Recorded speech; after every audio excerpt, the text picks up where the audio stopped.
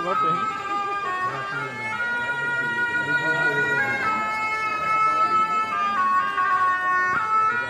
Bang April dulu.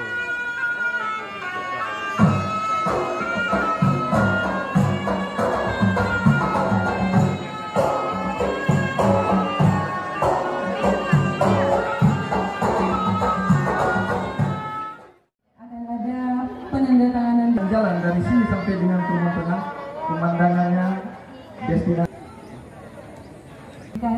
dengan harapan Aceh Selatan tentunya predikat Adipura minimal sertifikat.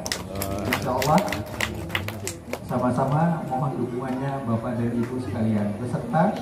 Satu, sekali lagi 3, 2, 1.